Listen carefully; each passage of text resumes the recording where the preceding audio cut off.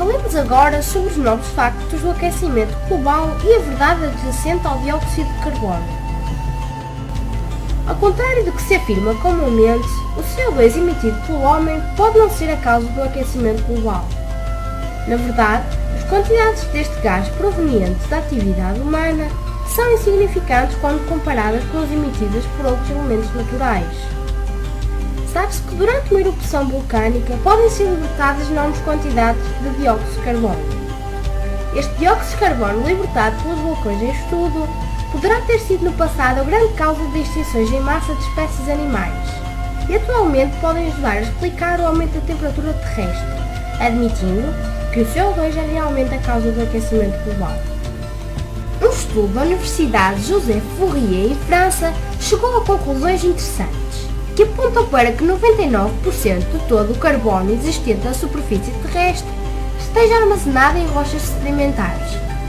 Estas, quando são aquecidas, podem libertar esse carbono, que se combina com a água ou vapor de água, formando o dióxido de carbono. As rochas sedimentares próximas das câmaras magmáticas de vulcões são aquecidas pelo calor emanado destas.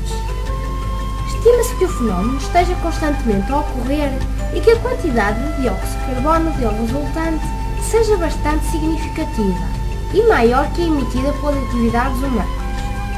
Para além disso, todos os animais terrestres, no processo de respiração, inspiram oxigênio e libertam dióxido de carbono. Esta quantidade de CO2 libertada na respiração é significativa se pensarmos que existem milhões de animais em todo o mundo, estando todos eles a libertar constantemente CO2. Ainda mais influentes que qualquer um destes elementos são os oceanos, que funcionam como armazéns de dióxido de carbono, podendo constituir grandes emissores daquele gás, como iremos explicar mais à frente. Perante isto, conclui-se que mesmo que seja o dióxido de carbono o causador do aumento do efeito de estufa e, consequentemente, do aquecimento do planeta, a quantidade deste gás libertado nas atividades humanas revela-se insignificante, o que nos tem a levar a concluir que o aquecimento global não terá como principais responsáveis causas antropogénicas. Até este ponto tentamos mostrar que ainda que o dióxido de carbono possa causar o aquecimento global, o ser humano não deve ser culpabilizado pelas enormes emissões deste gás. Mas questionamos-nos agora, será que o CO2 é mesmo responsável pelo aquecimento global? O principal argumento utilizado pelos ambientalistas e outros defensores do ambiente e do planeta Terra, nomeadamente o Al Gore, baseia-se na estreita correlação entre os níveis de CO2 na atmosfera e a temperatura terrestre. Segundo este argumento, quanto maior for a quantidade deste gás na atmosfera, maior será a quantidade de radiação infravermelha por ele absorvida e posteriormente emitida para a Terra. Logo, maior será a temperatura.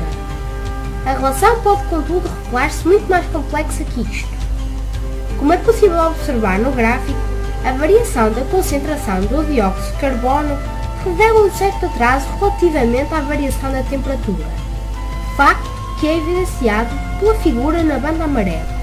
Estes registros vêm contrariar a teoria de que o CO2 é o responsável direto pelo aumento de temperatura, pois à medida que o CO2 aumentasse, a temperatura aumentaria também.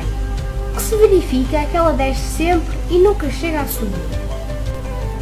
A relação é precisamente a inversa de que estamos habituados a ouvir.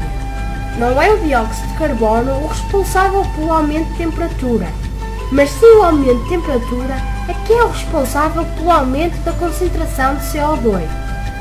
Isso explica que quando a temperatura diminuiu, as quantidades deste gás na atmosfera tenham também diminuído, embora com 80 anos de atraso.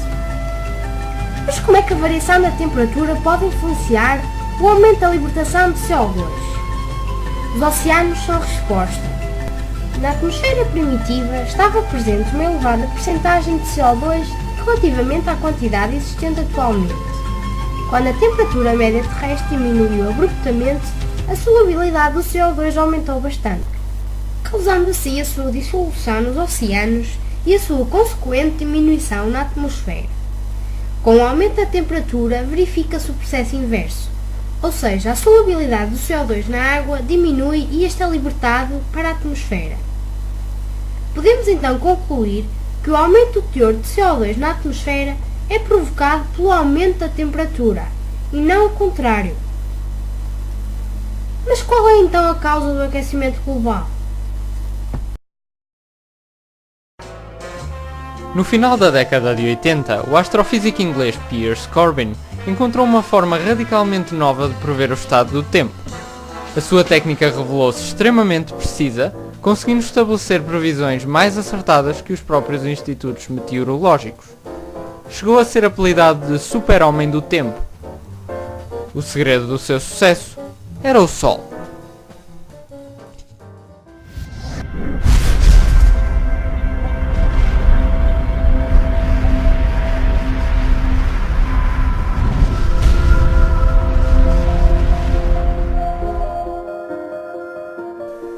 A influência do Sol no clima torna-se clara se compararmos a variação da atividade solar, representada a laranja, e a variação da temperatura. A relação é evidente. Quanto maior a atividade solar, maior é a temperatura.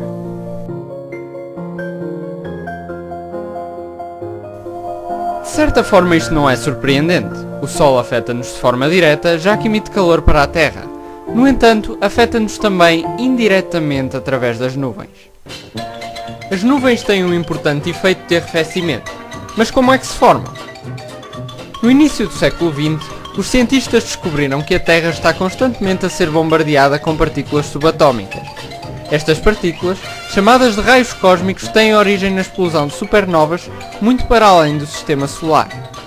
Quando estas partículas, descendo, se combinam com o vapor de água vindo dos mares, formam gotículas de água que vão constituir as nuvens. Mas quando o Sol está mais ativo e o vento solar é intenso, menos partículas chegam à Terra e, portanto, formam-se menos nuvens. Segundo estes cientistas, é portanto o Sol que comanda as alterações climáticas e não o CO2 ou qualquer outra substância antropogénica. Outra explicação apontada por alguns cientistas para o aquecimento global tem que ver com o vapor de água. Estima-se que cerca de 60% do efeito estufa se deve a este gás. No entanto, não se conhecem ainda as causas das oscilações da sua concentração na atmosfera. Há quem afirme que a concentração de vapor de água é controlada por processos naturais de retroação negativa.